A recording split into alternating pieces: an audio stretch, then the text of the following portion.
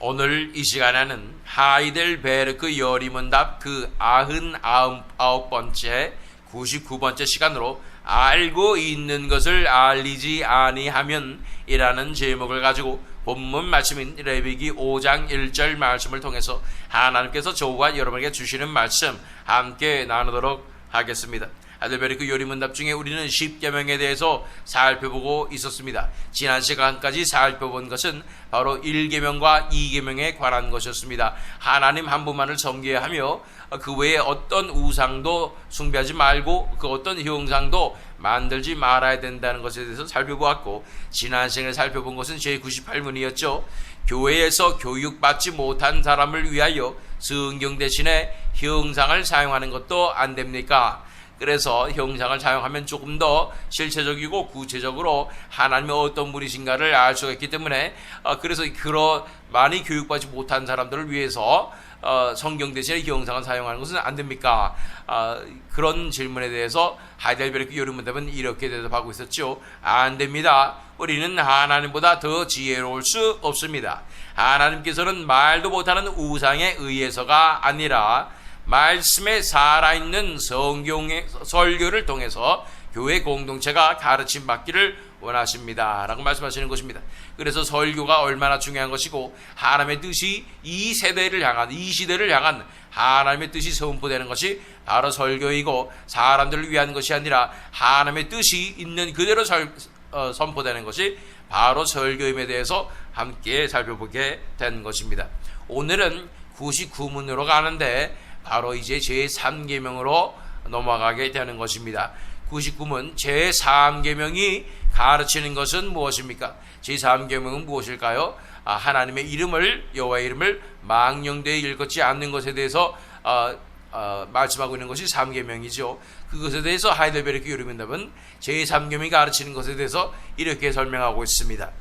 저주, 거짓 맹세 또는 불필요한 맹세를 함으로 하나님의 이름을 모독하거나 오용하지 말고 침묵하는 방관자가 되어서 그러한 무서운 죄악에 동참하지 말라는 것입니다. 요약을 하면 하나님의 거룩한 이름을 오직 존중함과 경외함으로 사용하여서 우리가 적합하게 하나님을 고백하고 그에게 기도하며 모든 말과 행동에서 그에게 영광을 드려야 합니다 라고 말씀하고 있는 것입니다. 그래서 하나님의 이름을 이렇게 망령되이 일컫지 않는 것에 대해서 우리가 살펴보게 되는 것입니다. 첫 번째 그 의미는 무엇이냐면 저주, 거짓 맹세 또는 불필요한 맹세를 함으로 이 하나님의 이름을 모독하거나 오용하지 말라고 말씀하고 있는 것입니다. 저주, 거짓 맹세, 불필요한 맹세가 이런 것을 하게 될 때 하나님의 이름을 모독하게 된다고 말씀하고 있는 것입니다. 자, 레위기 24장으로 가서 15절로 16절 말씀을 읽어보면, 그리고 너는 이스라엘 자손에게 하나님을 저주하는 사람은 누구든지 그 벌을 면하지 못한다고 일러라. 주의 이름을 모독하는 사람은 반드시 사형에 처해야 한다. 온 회중이 그를 돌로 쳐 죽여야 한다. 주의 이름을 모독하는 사람은 이스라엘 사람은 말할 것도 없고 외국 사람이라 하여도 절대로 살려두어서는 안 된다. 하나님을 저주하는 사람들, 하나님의 이름을 모독하는 사람들, 이런 사람들은 다 사형에 처하되 돌로 쳐주게 된다 라고 말씀하고 있는 것입니다.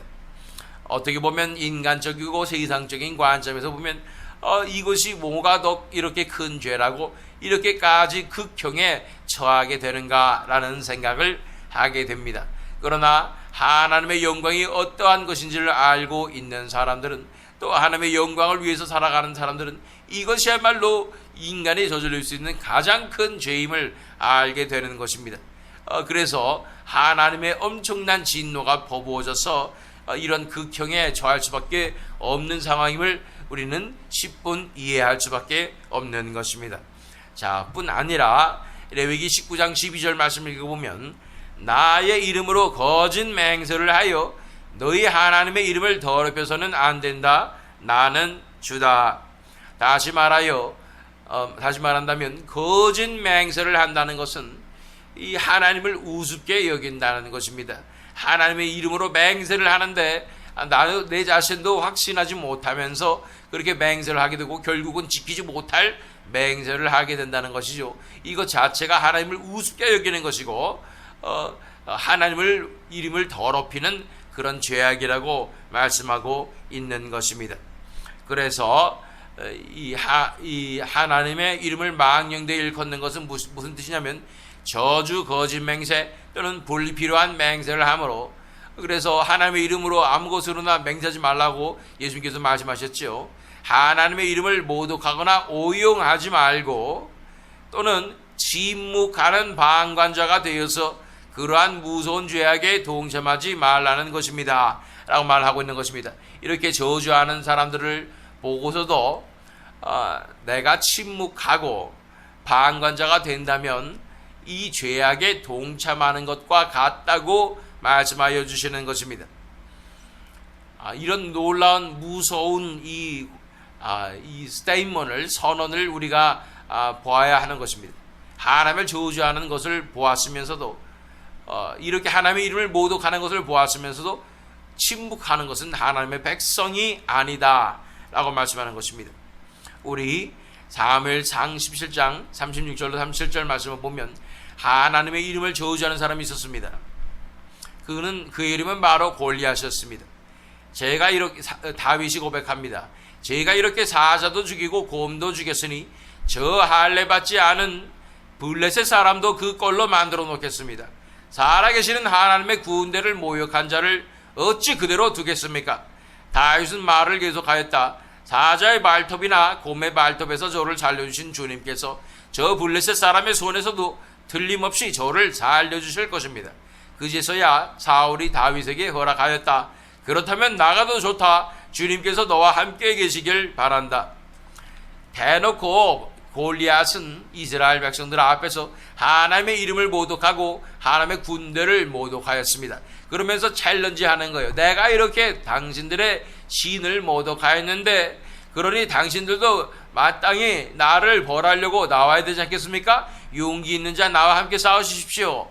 이렇게 챌린지를 하게 됐는데 아무도 나오는 사람이 없는 것입니다. 다 하나님의 이름을 모독하는 것을 드러놓고도 침묵하고 방관하는 죄를 저지르게 되는 것입니다. 그러나 하나님의 사람이었던 기름 부음 받은 이 다윗은 분연히 일어서는 것입니다.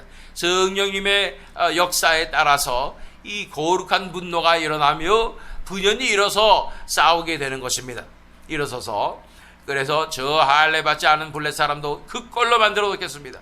살아계신 하나님의 군대를 모욕한 자를 어찌 그대로 두겠습니까? 하면서 일어서게 되는 것입니다. 자, 제3계명이 가르치는 것은 저주, 거짓 맹세 또는 불필요한 맹세를 함으로 하나님의 이름을 모독하거나 오용하지 말고 침묵하는 방관자가 되어서 그러한 무서운 죄악에 동참하지 말라는 것입니다. 얼마나 우리는 많은 경우에 침묵을 했었는가.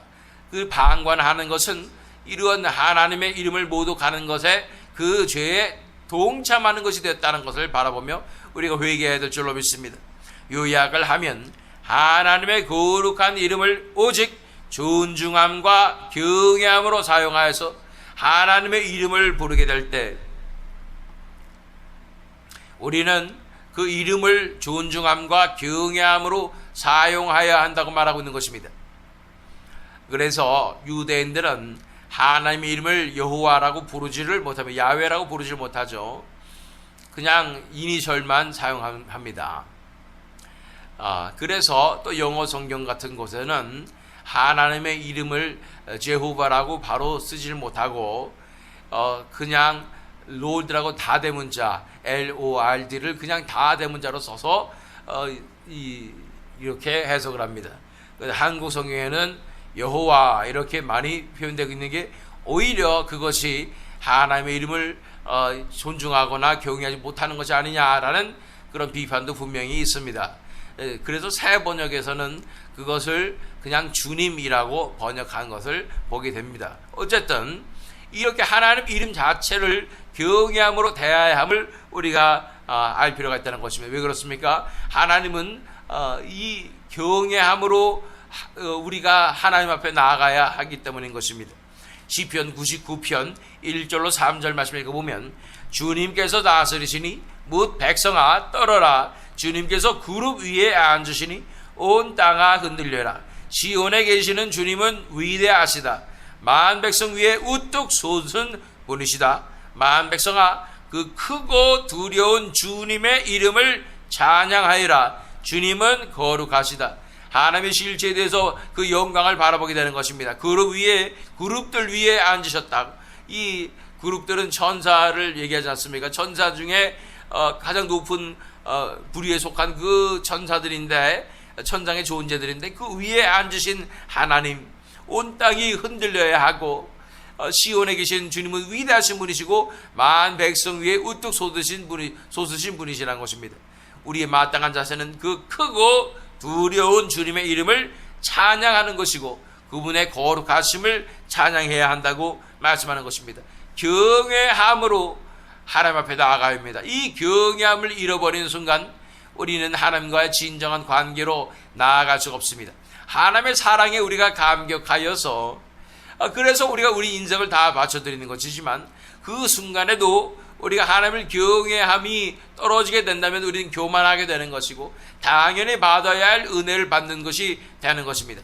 그러나 하나님을 경외하는 그 바탕으로 그 하나님의 사랑 가운데 나아갈 때 그 사랑이 얼마나 크신지를 깨달아서 우리가 온전히 하나님의 사랑 앞에 무너지고 우리의 온 인생을 다 헌신하여 내어드리게 되는 것입니다. 자, 요약을 하면 하나님의 거룩한 이름을 오직 존중함과 경외함으로 사용하여서 우리가 적합하게 하나님을 고백하고 그에게 기도하면 이라고 말씀하고 있습니다. 우리는 적합하게 하나님이 어떠한 분이심에 대해서 고백을 하고 그분에게 기도해야 하는 줄로 믿습니다. 마태복음 10장 32절로 33절 말씀을 읽어보면 누구든지 사람들 앞에서 나를 시인하면 나도 하늘에 계신 내 아버지 앞에서 그 사람을 시인할 것이다. 그러나 누구든지 사람들 앞에서 나를 부인하면 나도 하늘에 계신 내 아버지 앞에서 그 사람을 부인할 것이다. 그래서 예수님을 시인하는 것에 대해서 말씀하고 있고 그럴 때 하나님 아버지 앞에서 우리도 예수님께서 시인해 주신다고 말씀하신 것입니다. 그렇게 하나님의 이름 예수 그리스도의 이름을 망령되이 일컫는 것이 아니라 그분의 이름을 높여드리며 시인하는 것, 이것이 우리가 마땅히 해야 할 고백이라고 그 이름에 합당한 영광을 올려드리는 것에 불과한 것입니다. 자, 요약을 하면 하나님의 거룩한 이름을 오직 존중함과 경외함으로 사용하여서 우리가 적합하게 하나님을 고백하고 그에게 기도하며 모든 말과 행동에서 그에게 영광을 드려야 합니다. 우리는 그분의 영광을 위해서 태어난 존재들이고 그분 앞에서 우리가 우리 지혜를 앞세워서는 안 되고 우리의 판단이 앞서서는 안 되고 우리가 앞서가서도 안 되고 그분을 인정해 드리고 모든 말과 행동에서 그분의 영광을 위한 것임을 드러내야 한다는 것입니다. 이 교만함으로부터 벗어나는 것이 가장 중요한 것입니다. 하나님을 경외하고 하나님을 두려워하는 마음으로 이 교만해진 우리 자아를 십자가에 못 박고 이제는 모든 말과 행동에서 내가 드러나는 것이 아니요 나의 평판과 명성을 위한 것이 아니요 오직 하나님의 영광을 위해서 살아가야 한다고 말씀하고 있는 것입니다. 이것에 대해서 골로새서 3장 17절 말씀에는 그리고 말이든 행동이든 무엇을 하든지 모든 것을 주 예수의 이름으로 하고 그분에게서 힘을 얻어서 하나님 아버지께 감사를 드리십시오. 말이든 행동이든 모든 것을 주 예수의 이름으로 하라고 그분께 영광을 돌리라고 감사하라고 말씀하고 있는 것입니다. 그래서 오늘 질문에서 다시 한번 살펴보면 제3계명이 가르치는 것은 무엇입니까? 저주, 거짓 맹세 또는 불필요한 맹세를 함으로 하나님의 이름을 모독하거나 오용하지 말고 침묵하는 방관자가 되어서 그러한 무서운 죄악에 동참하지 말라는 것입니다. 요약을 하면 하나님의 거룩한 이름을 오직 존중함과 경외함으로 사용하여서 우리가 적합하게 하나님을 고백하고 그에게 기도하며 모든 말과 행동에서 그에게 영광을 드려야 합니다. 이것에 대해서 더욱더 자세하게 묵상하기 위해서 본문 말씀인 레위기 5장 1절 말씀을 읽겠습니다. 만일 누구든지 저주하는 소리를 듣고서도 증인이 되어 그가 본 것이나 알고 있는 것을 알리지 아니하면 그는 자기의 죄를 져야 할 것이요 그 허물이 그에게로 돌아갈 것이며. 이렇게 저주하는 소리를 듣고도 증인으로서의 사명을 감당하지 못한다면 그러면 자기 죄를 져야 한다. 이것이 성경의 법칙이기 때문에 우리 하이델베르크 요리문답에서 말씀하는 것이 맞다는 것입니다. 하나님의 이름이 모독되는 것을 보고서도 침묵하거나 방관하게 된다면 그 죄를 우리도 지게 된다는 것입니다. 자, 그래서 우리가 묵상해 보아야 할 포인트는 무엇이냐면, 우리가 하나님의 이름이 모독당하는 것을 들었을 때 우리 마음 가운데 잃어야 하는 것은 바로 성령님께서 주시는 거룩한 분노라는 것입니다. 그리고 그것을 방관하거나 침묵해서는 절대로 안 된다고 말씀하는 것입니다. 하나님의 백성으로서, 하나님의 자녀로서 우리는 그렇게 하나님의 이름이 모독되는 그 순간 가운데 하나님의 성령님의 거룩한 분노로서 분연히 일어서야 한다고 말씀하고 있는 것입니다. 자, 물론 크리스천들은 쉽게 그리고 자주 화내서는 안 됩니다. 화나는 것 자체가 내 자아가 살아있고 내 옛 생명이 또 육체가, 열기가 벌벌 살아있다는 증거가 되는 것입니다. 그래서 평상시에는 화를 내는 것이 아니라 겸손하게 천국의 평안과 기쁨 가운데 살아가야 하는 것입니다. 그러나 크리스천들이 반드시 화를 내야 하는 순간이 있으니 곧 하나님의 이름이 망령되이 일컬음을 받는 그 순간, 하나님의 이름이 모독되는 그 순간을 목격하였을 때입니다. 그러나 많은 크리스천들이 분연히 일어서지를 못하는 것을 보게 됩니다. 오히려 자신의 명성과 자신의 영예가 이제 실추되었을 때, 내 명성에 흠이 생길 때, 그때 엄청나게 분노하게 되고 자신을 변호하게 되지만, 이렇게 하나님의 이름이 모독되는 이런 상황 가운데 하나님의 명성에 금이 갈 때에는 침묵하게 되는 것을 보게 되는 것입니다. 이것은 하나님의 말씀에 정반대되는 이런 삶이라는 것을 볼 필요가 있는 것입니다. 이 비겁한 침묵에 대해서 하나님은 결코 그냥 보아 넘기시지 않는다는 것입니다. 간과하지 않으시는 것입니다. 네가 정말 내 편이냐 라고 말씀하시는 것입니다. 네가 정말 내 영광을 위해서 살아가는 나의 백성이냐, 나의 자녀냐 라고 말씀하여 주시는 것입니다. 왜 우리가 침묵하게 되나요? 그것을 우리가 근본적으로 살펴보게 된다면 결국은 우리 마음 가운데 있는 두려움 때문인데, 그것은 사람들과의 관계가 끊어질까봐, 그래서 내 인생 가운데 영향을 미치게 될까봐 두려워하는 것입니다. 뿐 아니라 이런 말을 했다가 결국 내가 안 좋은 소리 듣고 내가 사람들부터 욕먹고 내 명성에 결국은 금이 갈까봐 두려워하는 것입니다. 그래서 침묵하게 된다는 것입니다. 이것은 비겁한 침묵입니다. 그리고 하나님께서 가장 싫어하시는 침묵이 되고, 우리는 하나님의 이름을 모독하게 한 사람 이상으로 하나님의 마음을 아프게 해드리는, 하나님을 배신하는 상황이 된다는 것을 알아야 하는 것입니다.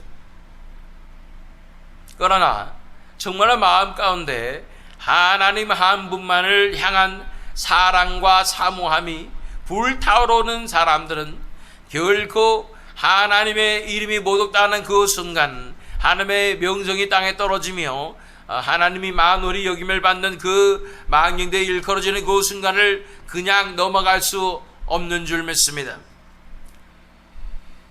이렇게 그들에게 불타오르는 분노가 있으니 이 하나님의 이름을 향한, 그래서 그분의 명성을 향한 이 불타오르는 분노를 우리는 성령님의 거룩한 분노라고 부르며, 이렇게 하나님을 경외하지 않고 하나님을 우습게 보며 하나님의 교회를 우습게 보는 자들에게 분노하게 되는 것입니다.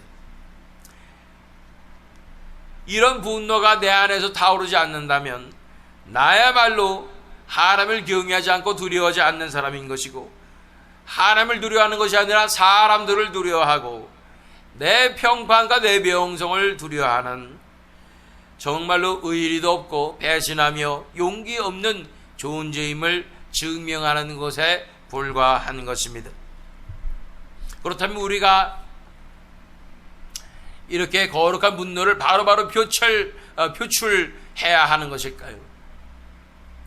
상황에 따라서 이러한 진리가 선포되어야 할 때가 반드시 있습니다. 대화 중에 자기도 모르게 사람들이 하나님의 이름을 우습게 여기고 하나님의 명성을 떨어뜨리는 그런 언행을 하게 될 때 바로 우리가 바로 잡아주고 진리를 선포해 주는 것이 그 사람을 돕는 것이고 하나님의 공동체를 위한 것입니다.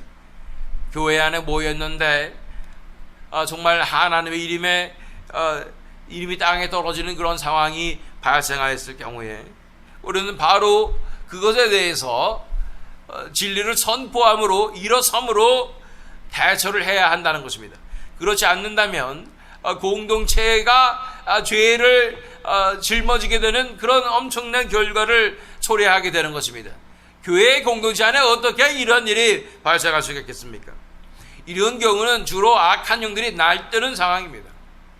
그래서 교회를 공격하는 것이고 우리를 공격하는 상황이 되는 것입니다. 우리가 무서워서 사람들의 평판이 무섭고 사람들이 나를 어떻게 생각할까, 관계가 끊기지 않을까, 이런 걱정하면서 우리가 몸을 사리게 되고 침묵하고 방관하게 될 때 악한 영이 승리하게 되는 것이고 그들의 전략이 승리로 이끌어지고 거룩한 공동체에 흠이 나며 부정하게 되는 상황이 발생하는 것입니다. 그러나 우리가 이런 거룩한 분노를 표출하게 될 때 물론 엄청난 악한 이런 세력들의 전쟁이 벌어질 때는 우리가 강력하게 선포하고 리뷰하고 이렇게 책망해야 하겠지만 많은 경우에 우리는 오히려 그 분노를 가라앉히고 침착하게 그러나 단호하게 하나님의 진리를 선포해야 될 때가 많습니다. 그렇게 우리가 단호하게 하나님의 진리를 선포하는 것은 정말로 중요한 것입니다. 그냥 하나님의 공동체가 더러워지고 이렇게 악한 것들이 날뛰는 그 상황을 그냥 방관해서는 하나님의 사람도 아니요 하나님의 백성도 아니요 하나님의 자녀도 아닌 것입니다. 그렇기에 내 명성보다 하나님의 명성이 중요하기 때문에 반드시 진리를 선포해야 하는 것입니다. 다음에라는 그러한 구실로 회피하는 것은 가장 최악입니다. 하나님께서 싫어하시는 죄임을 바라봐야 합니다. 제가 제 자신을 돌아보건대 많은 경우에 이렇게 방관하거나 피하거나 이렇게 침묵했던 순간들이 너무나 많았음을 고백합니다. 이제는 더 이상 하나님의 교회에서 이런 일이 발생해서는 안 되겠습니다. 누구를 두려워야 합니까? 또 교회의 순수성과 순결성이 너무도 중요한 사실을 아는 저로서 그래서는 안 됐던 것입니다. 제가 이 시간 회개하며 하나님 앞에 나아가는 바입니다. 자, 물론 연약한 자들, 아직 예수님을 모르는 자들이 자기도 모르게 이러한 이 신성 모독과 하나님의 이름을 모독하고 이렇게 만홀히 여기는 상황이 발생할 수가 있겠습니다. 간절한 기도로서 우리가 어떻게 이 영적 전쟁을 이겨내갈 수 있는지를 성령님께 구하며 하늘로부터는 지혜로서 이런 모든 일을 감당해야 되는 줄로 믿습니다. 이러한 모든 상황 가운데 우선은 무엇입니까? 하나님의 영광이요 하나님의 명성이요 이것을 위해서 우리가 담대하게 일어서야 할 때가 되었음을 믿습니다. 이제 하나님의 진리가 우리를 자유케 하시며 이 공동체 가운데 하나님의 이 순수하고 거룩한 정결한 그런 성령의 역사가 드러나기 위하여 이런 우리를 공격하고 있는, 그래서 많은 사람들이 자기도 모르게 저지르고 있는 그런 신성 모독의 죄에 대해서 우리가 스탑하고 우리가 진리를 선포하며 일어서며 나아가야 하는 줄로 믿습니다. 오늘 제3계명에 대해서 우리는 묵상하였습니다. 그런데 하나님께서 우리에게 주신 말씀은 이런 말씀입니다. 다윗같이 우리가 일어서야 된다고 하시는 말씀이에요. 사무엘상 17장 45절 46절. 그러나 다윗이 그 블레셋 사람에게 말하였다. 너는 칼을 차고 창을 메고 두 창을 들고 나에게로 나왔으나 나는 내가 모욕하는 이스라엘 구원대의 하나님 곧 만군의 주님의 이름을 의지하고 너에게로 나왔다. 주님께서 너를 나의 손에 넘겨주실 터이니 내가 오늘 너를 쳐서 네 머리를 베고 블레셋 사람의 주검을 모조리 공중에 세워 땅의 들짐승에게 밥으로 주어서 온 세상이 이스라엘의 하나님을 알게 하겠다. 이렇게 분연히 일어서서 맞서 싸우며 하나님의 명성을 지켜내며 우리 사랑하는 하나님께 영광을 돌리시는 저와 여러분 되시기를, 또한 이 재미든 장로교회 되기를 예수 그리스도 이름으로 축원합니다.